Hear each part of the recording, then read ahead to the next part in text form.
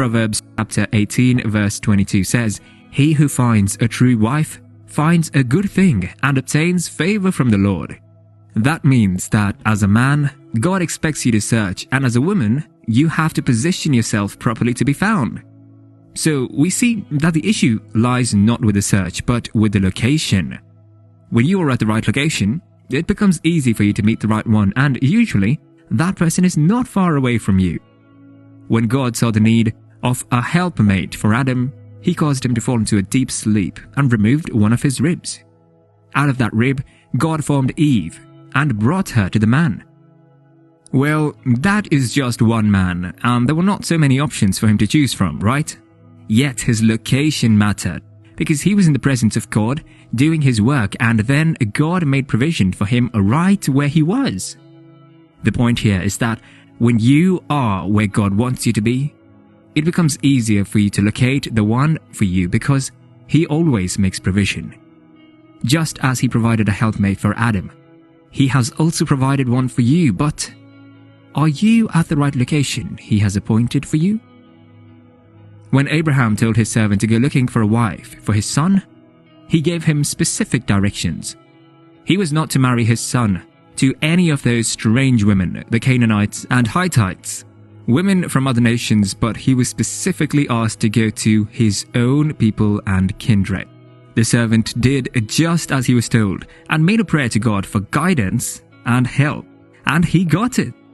Right before he finished his prayers, Rebecca appeared before him, and just like that, he found the woman he was looking for. We see the importance of location here. If he had stayed in the land of Canaan, he could have prayed endlessly and still not found the right one for Isaac. In the same way, the one you're searching for is right beside you. Lift up your eyes and you will see him or her. If you cannot seem to find that person, then take a good look at your location. Are you searching in the right place? Are you at the location God wants you to be? We see the same thing play out when Jacob was about to take a wife for himself. Unlike his brother Esau, who grieved his parents by marrying women of other nations, Jacob went straight to his mother's people, and it did not take him much time for him to spot Rachel. She was, in fact, the first person he met. In the case of Ruth, she had to change her location to eventually get herself into God's plan for her life. You do not have to go too far searching for the one God has destined for you. When you are doing the right thing and are at the right place, it becomes easy for you to see and then meet the one for you. Ruth repositioned herself and made a wise choice in following Naomi.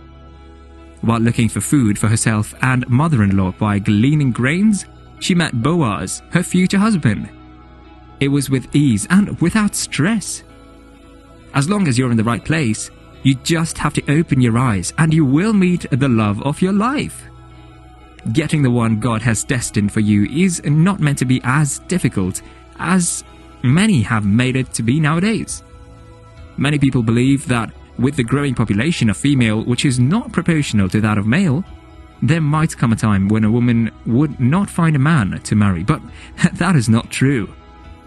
They're assumptions based on human calculations and reasoning.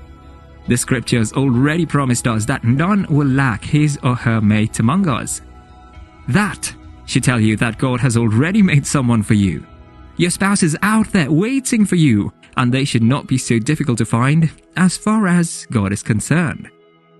He has placed them in strategic places, and if you're looking indeed, you will see that the right one you have been searching for so many years was right beside you.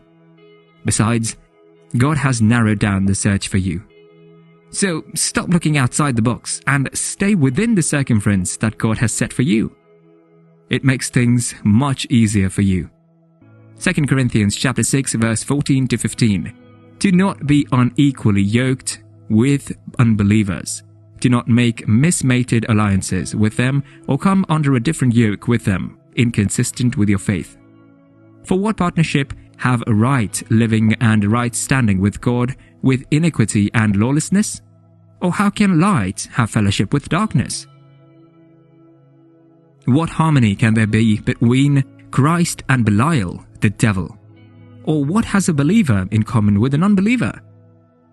There is no need to look for the right one out there when God has told you not to be joined to an unbeliever. You will not meet the right one in a club or find them in a worldly setting. You cannot be a Christian and expect to find the one at a gathering of unbelievers. What does that say about you in the first place? When you search for people from within your company, it makes the whole process much easier. That is where God has placed your future spouse. Moreover, as a Christian, you should not be found mingling so much with unbelievers that you now decide to search for a partner among them. Have godly friends and keep godly company. It's among these people that you will meet the right one. Now that God has beautiful plans for you, and that includes giving you the man or woman of your dreams, and He will not place that person far from your reach. Another thing you should do is forget about your specifications and let God direct you instead. It's not about the physical attributes of the person or the wealth they possess.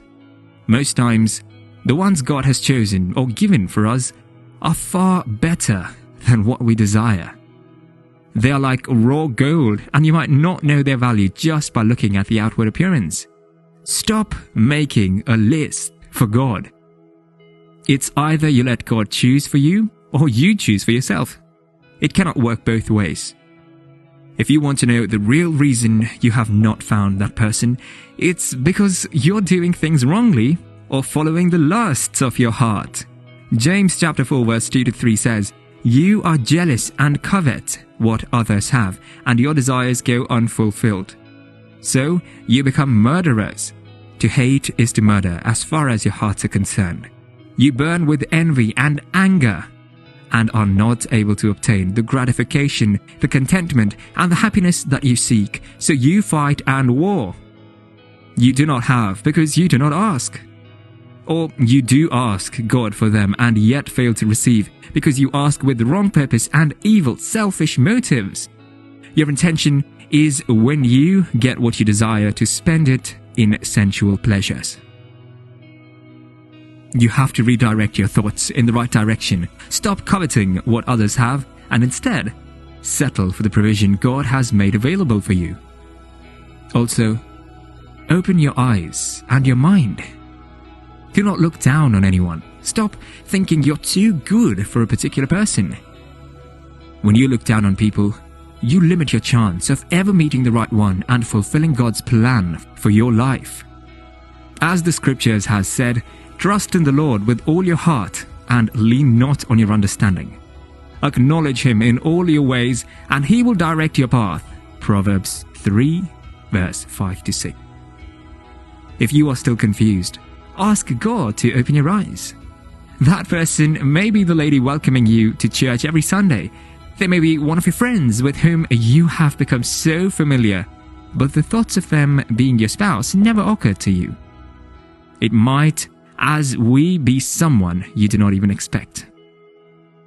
Just ask God to open your eyes, and when you look clearly, you will see the one you have been searching for right beside you.